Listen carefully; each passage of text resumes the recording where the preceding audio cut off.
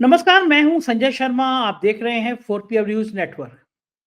अगर मैं आपसे कहूं कि संसद जो आपके भाग्य का विधाता है, आपका भविष्य तय करती है, जहाँ नियम कायदे कानून बनते हैं, वहां का कोई सांसद खड़े होकर किसी महिला सांसद के लिए कहे कि ये वैशाली की नगर वधु है, यकीन नहीं होगा ना। लेकिन एक सांसद है जिन पे फर्जी डिग्री के लिए लेके लोग उनको फर्जी डिग्रीधारी कहते हैं, फर्जी दुबे जी कहते हैं, निशिकांत दुबे जी। उन्होंने इस तरह के अभद्र टिप्पणियां हाउस के अंदर करी, पत्रकार रोनी सिंह तेजतर्रा उनके ऊपर करी और बाकी महिलाओं के लिए भी करी। भाई की जवान इतनी तेज चलती है कि वो सुप्रीम कोर्ट के जस्टिस से कह दिया साहब ये गृह युद्ध कराना चाहते हैं। मतलब हमारे यहाँ कहा जाता है गरीब की जोरू सबकी भौजाई, मतलब जो कमजोर महिला होगा उस पर कोई भी कमेंट कर देगा। तो सांसद जी ने सोचा कि सुप्रीम कोर्ट के चीफ जस्टिस भी क्या है, थोड़ा सा कमेंट कर दो, वक्त वो वाले फैसले पे डर जाएंगे कि अरे साहब जनता के भक्त जो हैं वो आज हमें घरे आ रहे हैं। पहले भी एक चीफ जस्टिस को धमकाई चुके थे, एक महिला उत्पीड़न की शिकायत करा दी थी, चीफ जस्टिस के पसीने आ गए, मनचाहे फैसले लिए और चीफ जस्टिस साहब राज्यसभा के सदस्य बन गए। इस बार मामला उल्टा पड़ गया। देश की जनता ने कहा कि कैसी मूर्खतापूर्ण बात कर रहा है ये एमपी, इसके अंदर दिमाग है या नहीं।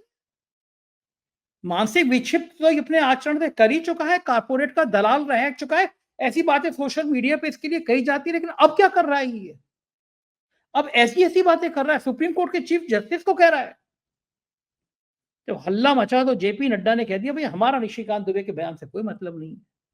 अरे भैया मतलब नहीं है तो बाहर निकालो ना पार्टी को, पार्टी से बाहर का रास्ता दिखाओ ना इस मानसिक कम अकल सांसद को। आप चीफ जस्टिस के लिए ऐसी बातें कह देंगे, यानी आप भड़का देंगे। और क्या ये जानबूझ के की गई बातें थी या फिर ये जानबूझ के प्लानिंग थी या अचानक कही गई थी? क्योंकि यहाँ प्लानिंग भी की जाती है। प्लानिंग के तहत ही देश में एक ही दिन एक ही समय में गणेश जी दूध पी लिया करते हैं। तो यहाँ थर्मामीटर डाल के समाज का तापमान दिया जाता है। तापमान बढ़ गया तो किनारा कर लो, वरना खेल करो, वरना हड़का लो। मैंने राजीव रंजन नागपुर पे जाके, नागपुर के वरिष्ठ पत्रकार, मैंने उनसे पूछा कि ये टेम्परेचर था, संघ मुख्यालय के बड़े करीब सूत्र रहते हैं उनके, मैंने कहा जरा मालूम करिए कि है क्या, कैसे कोई सांसद ऐसी बात कर सकता है। और इन दिनों में अबू धाबी में और दुबई में था, अबू धाबी और में एक फिल्म फेस्टिवल था और दुबई में बड़ा मुशायरा था, तो मैं उसमें स्पेशल गेस्ट था। तो मुझे लगा कि भारत के मुसलमान भी यहाँ बहुत रहते हैं। प्रधानमंत्री कह रहे थे कि मुसलमान पिक्चर जोड़ते हैं। तो मैं कहा जरा मालूम करूं कि यहाँ के दुबई के मुसलमान कितने पिक्चर जोड़ते हैं। मैं जब उनको देखने गया पिक्चर जोड़ने वाली आरती खाला, तो मुझे ही शर्म आ गई कि मतलब क्या बताऊं, किसी के पास 10 करोड़ की गाड़ी, किसी के पास 20 करोड़ की गाड़ी। फिर सोशल मीडिया पे भारत के मुसलमानों की भी पोस्ट आई कि भैया ये एक बड़ा एग्जाम हुआ, टॉपर एक मुसलमान लड़का, और जो मुस्लिम पढ़ लिख के समाज में आगे आगे उन्होंने कहा कि देखो ये हमारी डिग्री, हमारी नौकरी, ये पिक्चर जोड़ जोड़ के बनी है। ऐसा खराब बयान, मतलब कमाल कर रहा है प्राइम मिनिस्टर देश का। मुसलमान तुम्हारी डिग्री, तुम्हारी भैंस खोल के ले जाएंगे, तुम्हारे गहने ले जाएंगे, मुसलमान तुम्हारा हक छीन लेंगे, यानी क्या क्या बात है। और अबू धाबी की मस्जिद में बड़ा सा मोदी जी का फोटो लगा हुआ है, मस्जिद घूमते हुए। यानी अबू धाबी की मस्जिद की तारीफ करेंगे और भारत की मस्जिदों के नीचे घुस घुस के मंदिर ढूंढेंगे। मैंने राजीव रंजन से इन तमाम मुद्दों पर बातचीत की है, बहुत शानदार बातचीत है। सीधे लेके चलता हूँ राजीव रंजन के पास, बातचीत पूरी सुनिएगा और फिर चैनल को सब्सक्राइब और ज्वाइन भी करिएगा। चलते हैं राजीव रंजन के पास। राजीव भाई, हम लोगों के यहाँ एक कहावत कही जाती है, गरीब की जोरू सबकी भौजाई। यानी जो कमजोर होता है उस पे कोई भी मजाक कर सकता है, उस पे कोई भी खिलवाड़ कर सकता है। लेकिन हिंदुस्तान में तो गजब सीन हो गया है। जितनी संवैधानिक संस्थाएं हैं, भारतीय जनता पार्टी के नेताओं ने तो उनको भौजाई समझ लिया। कोई कोई कितनी मजाक कर ले, कोई कितनी टिप्पणी कर ले। हमारे उपराष्ट्रपति जो मोदी जी के सामने हाथ जोड़े जोड़े गिड़गिड़ाते रहते हैं, वो बड़े खफा हो गए कि साफ सुप्रीम कोर्ट ने राष्ट्रपति के लिए कैसे कह दी कि राष्ट्रपति को अध्यादेश पास करना। तो भारतीय जनता पार्टी के एक सांसद, जिनके बारे में आमतौर पर उनकी डिग्री को लेकर सवाल खड़े किए जाते रहते हैं, फर्जी फर्जी डिग्री मास्टर, ऐसे लोग कहते हैं, सोशल मीडिया पे कहते हैं। कारपोरेट जगत के वो बड़े चहेते रहे हैं, अंबानी जी के यहाँ बड़ी, अडानी जी के यहाँ बड़ी दरबारगिरी करते रहे हैं। बाकी वो कई कई बड़ी कंपनियों में, एसआर ग्रुप में बड़ा लाइटनिंग के उनके नाम चर्चा में रहे हैं पहले। कितना खतरनाक बयान है। सुप्रीम कोर्ट का चीफ जस्टिस इस देश में युद्ध कराना चाहता है। मतलब आप सीधे सीधे ललकार रहे हैं कल को भक्त जो हैं जिनके दिमाग में गोबर भरे हुए हैं, आप उनको उकसा रहे हैं कि वो सुप्रीम कोर्ट के चीफ जस्टिस के खिलाफ सड़क पे आ जाएं या उनके संग कुछ अशोभनीय व्यवहार करें। ये देश में मुझे नहीं लगता कि आज से पहले किसी सांसद ने सुप्रीम कोर्ट के चीफ जस्टिस के ऊपर ऐसा टिप्पणी की होगी, शर्मनाक टिप्पणी की होगी। और मुझे लगता है कि भाजपा के नेता या भाजपा के शीर्ष नेता थर्मामीटर देखता है पहले डाल के कि किसी से उकसा दो, किसी से बुलवा दो, फिर देखो समाज में रिएक्शन क्या है। ज्यादा रिएक्शन है तो कह दो हमारा पल्ला, हमें इस बयान से कोई लेना देना नहीं। लेकिन इतना शर्मनाक, इतना घृणित, इतना हिंसात्मक बयान सुप्रीम कोर्ट के चीफ जस्टिस को दिया गया निशिकांत दुबे। क्या ये एक योजना है सबको डराने की, चुनाव आयोग की तरह सुप्रीम कोर्ट भी डर जाए? वक्फ बिल पे तो सरकार की फजीयत हो रही है, उससे जज साहब 5 मई को कोई खिलाफ फैसला न दे दें। संविधान की दृष्टि से ये कितना गलत है और लोकतंत्र की दृष्टि से राजीव भाई ये कितना गलत महसूस करते हैं? बहुत बढ़िया सवाल है संजय जी। लोकतंत्र और संविधान दोनों की ही दृष्टि से ये इस देश का अपमान है। ये निशिकांत दुबे जी पब्लिक सर्वेंट है, पर बहुत दुख की बात है कि इनको कॉन्स्टिट्यूशन के बारे में कुछ लगता है पता ही नहीं है। देखिए, ऐसा है कि supreme court is the custodian of the constitution, not parliament. Supreme court और सुप्रीम कोर्ट के चीफ जस्टिस जो हैं, जो वहां पे न्यायपालिका में बैठे हैं न्यायाधीश, वो कॉन्स्टिट्यूशन संविधान के कस्टोडियन है, रक्षक हैं। तो यदि वो नहीं करेंगे, जब फंडामेंटल राइट्स किसी के जो है वो अवहेलना उनकी हो रही है, तो कौन करेगा? मुझे बड़े दुख के साथ कहना पड़ रहा है कि हमारे जो मेंबर ऑफ पार्लियामेंट हैं निशिकांत दुबे जी, इन्होंने संविधान की पढ़ाई नहीं की है। भले वो 3 बार 4 बार 5 बार जितनी बार भी जीते हैं, इनको आर्टिकल 13 के बारे में कुछ नहीं मालूम है, इनको आर्टिकल 226 के बारे में कुछ नहीं मालूम है, इनको आर्टिकल 32 के बारे में कुछ नहीं मालूम है, जहां पे क्लियरली ये लिखा गया है कि जब कभी भी फंडामेंटल राइट्स का वायलेशन होगा किसी भी व्यक्ति का, तो हाई कोर्ट या सुप्रीम कोर्ट के पास में पावर है कि वो किसी भी बिल का जो है वो विश्लेषण कर सकता है, निरीक्षण कर सकता है। तो ये इस तरीके के अनपढ़ किस्म के लोग जो हैं, वो बड़ी दुख के साथ कहना पड़ रहा है कि पब्लिक पॉलिसी में ये लोग पॉलिसी मेकर्स हो गए। ये पब्लिक पॉलिसी बनाने वाले लोगों को यदि कॉन्स्टिट्यूशन का ज्ञान नहीं है, तो इसका खामियाजा जो है पूरा का पूरा राष्ट्र एक दिन भुगतेगा। मैं आज आपको बता रहा हूं। देखिए संजय जी, ये जो स्थिति अभी बन रही है, ये बहुत ही भयावह स्थिति है। मैं जो बताने जा रहा हूं, इसको बहुत गौर से मेरे प्यारे 4PM के दर्शकों आप लोग सुनना। भाजपा के शासित प्रदेशों में क्या हो रहा है आप देखिए। ये कोई सिर्फ बात हिंदू मुसलमान की, वक्फ बोर्ड की नहीं है। उत्तर प्रदेश में यादव और राजपूत क्षत्रिय आपस में तलवारें लहरा रहे हैं, ब्राह्मण और शूद्र जो है वो आपस में लाठियां बांध रहे हैं। तो आप सिर्फ हिंदू मुसलमान नहीं कर रहे हो, आप हिंदू धर्म के अंदर भी अलग अलग जातियों को उकसा रहे हो कि आप एक दूसरे के आमने सामने जो है वो लाठियां भांजे। अभी दलितों की पिटाई हुई उत्तर प्रदेश में। आप ये बताइए कहां तक जायज है? इस देश का जो संविधान है, ये बाबा साहब ने बहुत सोच के बनाया था। ये बाबा साहब के भावनाओं की अवहेलना है। ये डॉक्टर राजेंद्र प्रसाद की भावनाओं की अवहेलना है कि जो संविधान ने इस देश के हर नागरिक को एक सशक्त भूमिका से देश के विकास करने में जो एक स्थान दिया है, ये बार बार उसमें वैक्यूम वॉइड क्रिएट करने की कोशिश कर रहे हैं। संजय जी, मुझे बहुत ही दुख के साथ कहना पड़ रहा है कि ये वक्फ बोर्ड का बहाना लेके जो है, ये देश के अंदर में, समाज के अंदर में दरार डालने का काम कर रहे हैं। और इसका बहुत ही लंबे समय तक जो है इस देश को खामियाजा भुगतना पड़ेगा। ये कोई पार्लियामेंट कोई भी नियम बना ले, वो थोड़ा देश के ऊपर में लागू होते हैं। ये चेक एंड बैलेंस वाला देश है। ये कॉन्स्टिट्यूशन ने चेक एंड बैलेंस दिया है कि लेजिस्लेचर के ऊपर में जो है जुडिशरी चेक रखेगा, इसी तरीके से बैलेंस बनेगा। इसी तरीके से लेजिस्लेचर जो है या एग्जीक्यूटिव जो है वो जुडिशरी पे नजर रखेगा और उसके ऊपर में बैलेंस बनाया जाएगा। इस देश के अंदर में एक बिल तब तक कानून नहीं बनता जब तक जुडिशरी उसका रिव्यू नहीं कर लेती है। मैंने आपको आर्टिकल 13, आर्टिकल 226, आर्टिकल 32 बताया, इन सब में जुडिशियल पावर है जुडिशरी के पास में। जब ये मेरे जैसे एक सामान्य पत्रकार को मालूम है, तो क्या पब्लिक पॉलिसी में पार्टिसिपेट पिछले 20 सालों से जो व्यक्ति कर रहा है उसको नहीं मालूम होगा? ये कहां लेके जाना चाहते हैं इस देश को? क्या ये इस देश को ऐसा देश बना देना चाहते हैं जहां पर यदि व्यक्ति नरेंद्र मोदी या अमित शाह के इशारों पे ना चले, उनके सामने नाक ना रगड़े, उनकी इच्छाओं की पूर्ति ना करे, तो क्या वो व्यक्ति देश विरोधी माना जाएगा? क्या ये व्यक्ति हिंदू विरोधी माना जाएगा? क्या ये व्यक्ति संविधान के हिसाब से काम नहीं कर रहा है, ऐसा प्रूफ कर दिया जाएगा?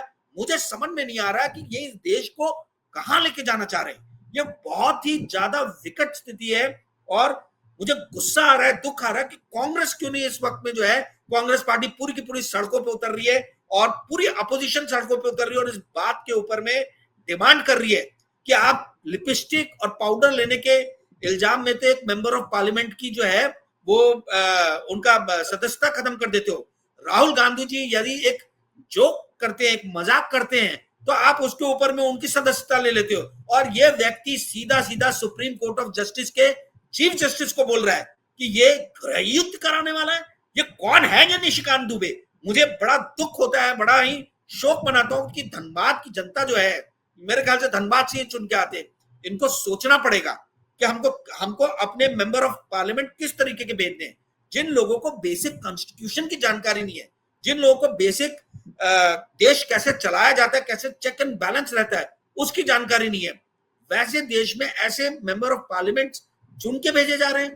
पूरी की पूरी विपक्षी पार्टियों का आज की डेट में ये दायित्व बनता है कि वो सड़कों पे उतरे और इस व्यक्ति के सदस्यता को वापस से लेने के लिए जो है पूर्ण जोर जो है वो ऐलाने जंग कर दे। ये शांति के साथ में जंग करने की आज ये जो है ये करेक्ट टाइम है। सही टाइम पे यदि आप शांति के साथ जंग नहीं करेंगे तो आप हमेशा हाशिए पे धकेले डालेंगे। और ये वक्त है कि कांग्रेस और विपक्षी पार्टी जो है ये जल्द से जल्द मीटिंग करके इस चीज को कैसे संसद से लेकर सड़क तक उठाए, इसके ऊपर में किसी भी तरीके के फैसले पे आए और कोई निर्णय ले। जी संजय जी। अच्छा, आपको क्या लगता है ये बयान अचानक ऐसी बिना सोचे समझे दिया होगा? कोई स्ट्रेटेजी होगी कि चलो सुप्रीम कोर्ट के चीफ जस्टिस वक्त पे कोई फैसला लें, उससे पहले इनको गरिया दो, इनके बारे में ऐसा माहौल तैयार कर दो कि ये प्रेशर में आ जाए कि देश के लोग तो मेरे खिलाफ ऐसा कर रहे हैं, 2, 4, 5, 10 करोड़ भक्त जो हैं वो कर रहे हैं, तो डर के मारे फैसला ले लें। या फिर अनजाने में ही मतलब खुद अपने दिमाग में आया होगा कि जो मोदी जी के ख्यालों को रोक रहा है, जो भाजपा के ख्यालों को रोक रहा है, भले वो होगा सुप्रीम कोर्ट का चीफ जस्टिस, हम नंबर बढ़ा देंगे अपने मोदी जी की निगाह में। या कोई जानबूझ के षड्यंत्र होगा कि जिसकी वजह से सुप्रीम कोर्ट के चीफ जस्टिस पे माहौल बनाया जा सके, दबाव बनाया जा सके। ऐसे तो कोई भी होगा, कल को कुछ भी सुप्रीम कोर्ट के चीफ जस्टिस ने कोई फैसला दिया, कोई माफिया उनको गाली देने लगेगा। फिर इस देश को कैसे संविधान, काय का संविधान, किस चीज का संविधान, ये तो शुद्ध गुंडाई हो जाएगी इस देश में। तो क्या लगता है आपको राजीव भाई, कोई प्लानिंग रही होगी, अचानक निशिकांत ने बयान दिया होगा? बिना प्लानिंग के भाजपा के नेता कोई काम नहीं करते। ये गणतंत्र है, गणतंत्र, इसको भीड़ तंत्र में ये परिवर्तित करना चाह रहे हैं। मैंने जैसे पिछले भी प्रश्न के जवाब में कहा कि ये तो समाज के विभिन्न पैदानों पे बैठे हुए अलग अलग जाति के लोगों के बीच के अंदर में दंगे कराना चाह रहे हैं। ये एक सोची समझी चाल है संजय जी। मैं मुर्शिदाबाद 2-3 दिन से मीडिया में इतना है, मैं पश्चिम बंगाल आया हूं यही समझने के लिए कि भाई ये मुद्दा क्या है। नागपुर के अंदर में दंगे होते हैं, मीडिया कवर नहीं करता है उसको तरीके से और ये नहीं बोलता है कि ये देवा भाऊ यानी देवेंद्र फडणवीस जी की सरकार की असफलता है, इंटेलिजेंस का फेलियर है कि इतना बड़ा जो है दंगा हो गया नागपुर के अंदर में। वो शहर जो इतने सालों से शांति के आगोश में सो रहा था, वही आप मीडिया को देखिए जो अभी मुर्शिदाबाद में हो रहा है। मैंने आके संजय जी यहाँ पता किया, यहाँ ऐसी स्थिति हो गई है कि हिंदू लोग जो हैं वो मस्जिदों के बाहर पहरा दे रहे हैं कि कोई मस्जिद के ऊपर में हिंदू अटैक करने ना आए, और मुसलमान जो है वो मंदिरों के बाहर पहरा दे रहे हैं कि कोई मुसलमान मंदिरों पे हमला करने नहीं आए। परंतु ये कोई नेशनल मीडिया दिखा नहीं रहा है। ये क्यों नहीं दिखा रहा है? ये एक सोची समझे हुए बहुत बड़े कैनवास का छोटा सा हिस्सा है। ये इस तरीके से देखिए इमेज बनाया जा रहा है, एक इस तरीके से माहौल बनाया जा रहा है कि पूरा देश पोलराइज्ड हो जाए। मैंने पहले भी इंटरव्यूज में आपको बताया था कि मुझे पूर्ण हद तक शक है कि 2026 में ये जनरल इलेक्शन कॉल करेंगे, और ये लोकसभा के जनरल इलेक्शन को कॉल करने के पहले जो है 1 साल पहले से तैयारी शुरू हो गई है, पूरे समाज को पोलराइज करने का कोशिश किया जा रहा है, और जो भी न्यायपालिका से इसमें अड़चन डालेगा, उसको ये लोग जो है दिग्भ्रमित, पूरे देश के सामने जो है दिग्भ्रमित पूरे देश को करने का प्रयास करेंगे कि यही व्यक्ति जो है, इस व्यक्ति के कारण अशांति फैल रही है। मतलब आप अमित शाह और नरेंद्र मोदी और भारतीय जनता पार्टी के हाँ में हाँ मिलाओ, तभी आप एक सच्चे और सही नागरिक हो। अन्यथा यदि आप इनके सामने अपनी नाक नहीं रगड़ेंगे, तो भैया इनके हाँ में हाँ नहीं मिलाएंगे, तो आप जो है वो आप देश विरोधी कहलाएंगे। और यही कारण है जो संजीव खन्ना जैसे व्यक्ति के ऊपर में आदमी उंगली उठा रहा है, उस व्यक्ति ने अपने व्यक्तित्व का कभी विश्लेषण किया है कि वो किस तरीके का व्यक्ति है? कॉर्पोरेट जगत में रह के आपने जिंदगी भर लाइजनिंग किया, आज आपको जनता ने इतना प्यार दिया कि 3 बार 4 बार आपको मेंबर ऑफ पार्लियामेंट बनाया। आपका फर्ज क्या बनता था? आपका फर्ज ये बनता था कि जिस जनता ने आपको इतना प्यार दिया है, उस जनता का आप टेक केयर करें, उस जनता को आप उतना ही प्यार वापस करें।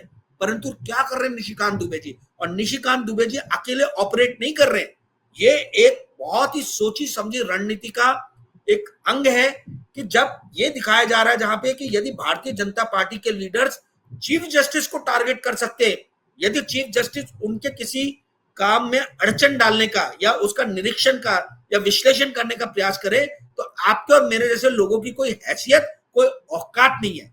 यही दिखाने का प्रयास किया जा रहा है कि भैया जब इस देश के अंदर में सुप्रीम कोर्ट का चीफ जस्टिस जो है वो हमारे प्रहारों से जो है उसको मतलब वो हमारे प्रहारों को झेल रहा है, तो आपके जैसे आम नागरिकों की कोई हैसियत, कोई औकात नहीं है।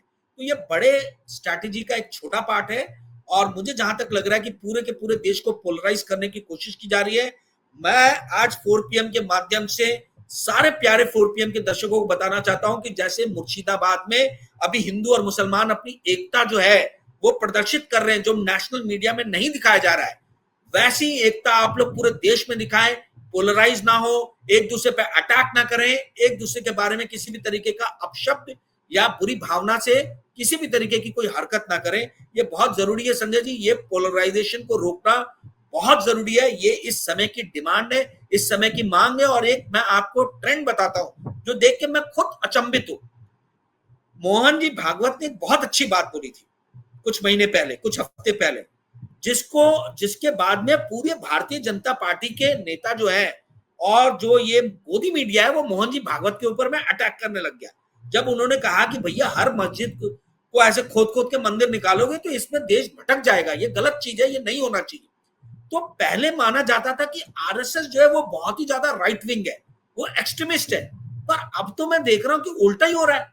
आरएसएस का हेड सुप्रीमो यदि समाज के अंदर में तनाव कम करने की बात कर रहा है, तो ये भारतीय जनता पार्टी के लीडर जो है ये उसको अलगाव की स्थिति में ले जा रहे हैं, उसी को अलग थलग करने की कोशिश कर रहे हैं। तो अब उल्टा ये हो गया, पहले जहां आरएसएस राइट विंग बहुत ज्यादा माना जाता था, वो अब कोई मध्य की भूमिका निभा रहा है, सेंट्रल भूमिका निभा रहा है। और बीजेपी के अंदर जो बैठे हुए लीडर्स हैं, चाहे निशिकांत दुबे हो, चाहे योगी आदित्यनाथ हो, ये एकदम से राइट विंगर हो गए, एक्सट्रीमिस्ट हो गए।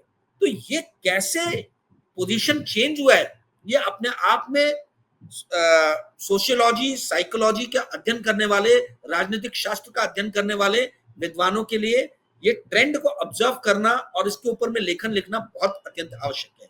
जी संजय जी। बिल्कुल ठीक है ना राजीव भाई। और इन सांसद महोदय की तो बलिहारी है। एक दिन हाउस में जब महुआ मोत्रा से इनका बहुत खटपट चल रहा था, तो वो वैशाली की नगर वधु इतना अशोभनीय, इतना अश्लील कमेंट एक महिलाओं के लिए भी ये सांसद महोदय कर चुकी हैं। इनकी जवान पे कंट्रोल नहीं है, कुछ भी बोलना है, बस चाहे महिला हो, चाहे सुप्रीम कोर्ट के चीफ जस्टिस है, इनको बोलना है। हमारे यहाँ लखनऊ के अमिताभ ठाकुर हैं, रिटायर्ड जवरिया रिटायर्ड आईजी जो हैं, उन्होंने क्रिमिनल मुकदमा भी रिट दायर की है सुप्रीम कोर्ट में कि इन पे आपराधिक मुकदमा मानहानि का चलाया जाना चाहिए।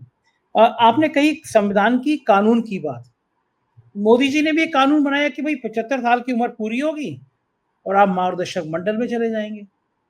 उन्होंने लाल कृष्ण आडवाणी, मुरली मनोहर जोशी को ऐसे ठिकाने लगा दिया। अब अप्रैल चल रहा है, मई, जून, जुलाई, अगस्त, सितंबर, 5 महीने उसी कानून के दायरे में खुद मोदी जी भी आ जाएंगे 75 साल में। सितंबर में शायद 75 साल के हो जाएंगे। तो कहा जाता है कि जब दूसरों के लिए गड्ढा खोदते हो तो एक दिन खुद उस गड्ढे में गिर जाते हो। तो गड्ढा तो खोदा गया था आडवाणी जी को और जोशी को ठिकाने लगाने के लिए। लग भी गए बेचारे, बर्फ की सिल्ली में लग गए। सालों से कोई पूछता नहीं है उनको।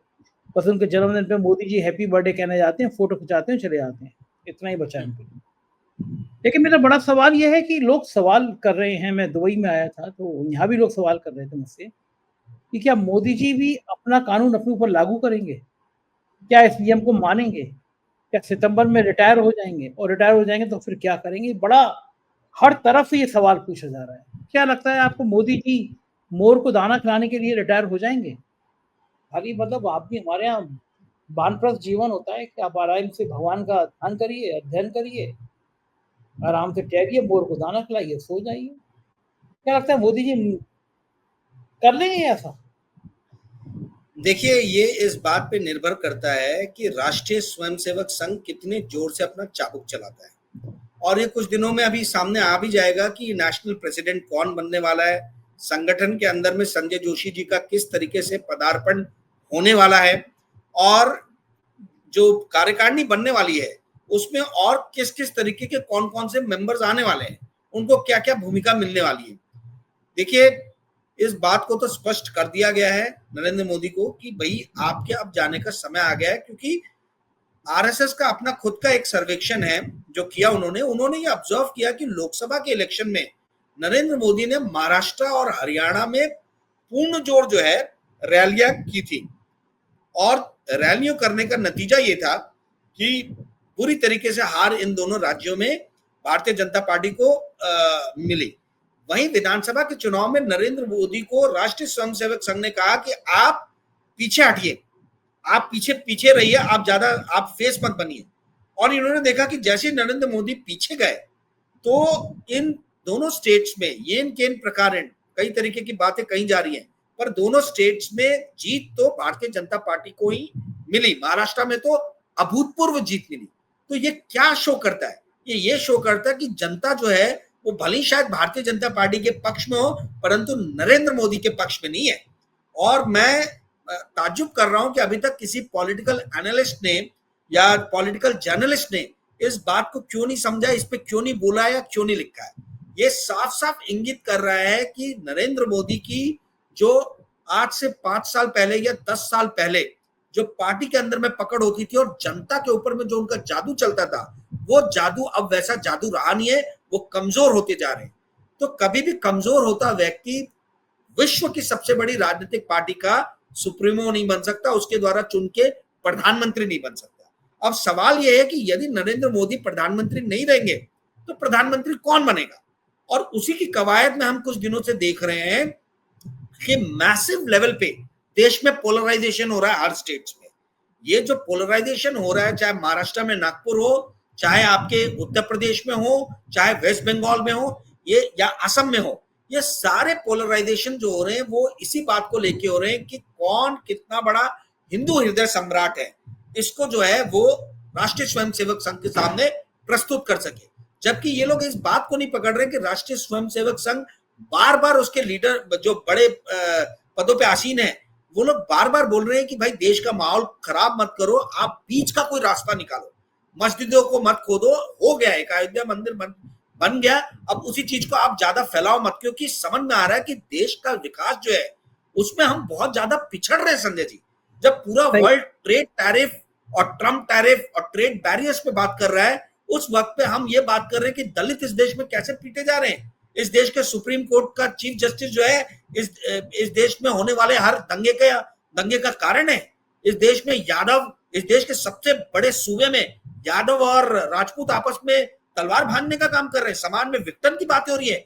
जिस टाइम में इकोनॉमिक पॉलिसीज पे चर्चा होनी चाहिए, जिस टाइम में एम्प्लॉयमेंट पर चर्चा होनी चाहिए, जिस टाइम में हम कैसे भारत चाइना के अगेंस्ट में एक सशक्त विकल्प के रूप में खड़ा हो, उस पर बात होनी चाहिए, उस वक्त में हम कैसी फालतू की फर्जी बातों में, फर्जी बहस में जो है उलझ गए। ये इस देश के लीडर्स का, पॉलिसी मेकर्स का वैचारिक दिवालियापन भी शो करता है, उनके चारित्रिक ह्रास को भी शो करता है, उनके नैतिकता के पतन को भी शो करता है, और उनके, आप ये समझ लीजिए कि उनकी जो जिम्मेदारियां उनको दी गई हैं, उन जिम्मेदारियों से दूर भागने का भी जो है ये एक तरीके से प्रयास है। संजय जी, आपने कहा कि ये इस्तीफा देंगे कि नहीं देंगे, मैं पहले भी कह चुका हूं, मेरा आज भी मानना है कि जिस दिन इनको राष्ट्रीय स्वयंसेवक संघ बोलेगा नरेंद्र मोदी को, उस दिन नरेंद्र मोदी इस्तीफा दे देंगे, क्योंकि नरेंद्र मोदी कभी भी इतनी कमजोर भूमिका में नहीं थे। जब भी वो गुजरात में आए फुल मेजोरिटी के साथ चुन के आए, जब भी वो लोकसभा में 2 बार चुन के आए फुल मेजोरिटी के साथ में चुन के आए, तीसरी बार उनके पास में 32 सीटें कम है। आज भी 50 से 60 member of parliament totally RSS के कमांड में है। जी संजय जी, बिल्कुल ठीक कह रहे हो। मैं तो बड़ा वो था कि मैं इधर आया था यूएई में, अबू धाबी में, और एक फिल्म फेस्टिवल था और दुबई मुशायरा था, दोनों जगह मुझे स्पेशल गेस्ट बनाया गया। तो मैं सोच के आया कि प्रधानमंत्री कहते हैं कि मुसलमान पिंचर जोड़ते हैं, तो फिर मैंने देखा कि यहाँ पे जो इंडियन मुसलमान आए होंगे सब पिंचर जोड़ रहे होंगे। तो मैंने अबू धाबी के भी वही मुसलमान देखे और जाके बात करी, और मैंने दुबई के भी मुसलमान देखे। तो मुझे तो उसमें से पिंचर जोड़ने वाले क्या, मुझे तो ऐसे लगे कि वो तो ये मतलब क्या कहूँ, मतलब शब्द कम पड़ जाएंगे। लैंड क्रूजर और कौन कौन सी गाड़ियां, किसी पे 10 करोड़ की गाड़ी, किसी पे 20 करोड़ की गाड़ी है, भारतीय मुसलमान तो पिंचर तो जोड़ नहीं रहे भैया। और आज वो सोशल मीडिया पे देख रहा था, भारत में भी कई सारे एग्जाम्स के लोग डाल रहे थे कि एग्जाम में टॉप किया, वो भी पिंचर जोड़ने वाला मतलब मुसलमान ही है। फिर मुसलमानों ने भी कहा कि हम उनको बता दें, फिर उन्होंने अपनी अपनी प्रोफाइल डाली कि हम पिंचर जोड़ते जोड़ते यहाँ तक आ गए। कैसा कैसा बयान देता है देश का प्रधानमंत्री।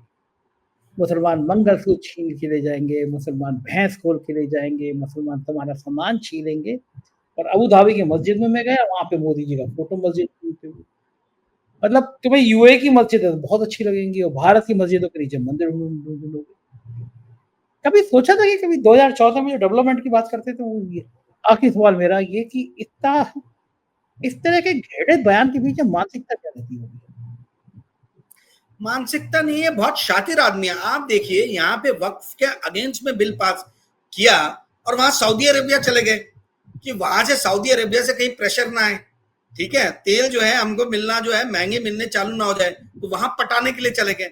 यहाँ नुपुर शर्मा बयान देती है, वो उनको उभरता हुआ लीडर बताया जाता है भारत के अंदर में, और जैसे ही गल्फ से उंगलियां आती हैं तो एकदम उनको नुपुर शर्मा को ऐसे साइडलाइन किया जाता है कि आज तक वो मेन स्ट्रीम में नहीं आ पाई है। तो ये शातिरता, ये कुटिलता का परिचायक है। ये मानसिकता तो देखिए देखिए वैचारिक रूप से तो दिवाली है ही, ये तो मैं बता ही चुका हूं आपको। परंतु ये जो शालीनता, जो शब्दों की जो शालीनता रहती है, एक पद की जो मर्यादा रहती है, एक गरिमा रहती है, उसको तो ये बहुत पहले तिलांजलि दे चुके हैं। अब आप बताइए संजय जी, इस देश के प्रधानमंत्री श्रीमती इंदिरा गांधी के इलेक्शन को सुप्रीम कोर्ट ने जो है वो नल एंड वॉइड कर दिया था राजनारायण के अगेंस्ट में। तो क्या उस टाइम में कांग्रेस के लीडर्स ने बोला था कि ये सुप्रीम कोर्ट जितनी भी है ये देशद्रोही है और ये दंगे कराने वाली और ये सब है? इनको तो कांग्रेस से सीखना चाहिए, भारतीय जनता पार्टी को सीखना चाहिए कि शालीनता, पद की गंभीरता, पद की मर्यादा क्या होती है।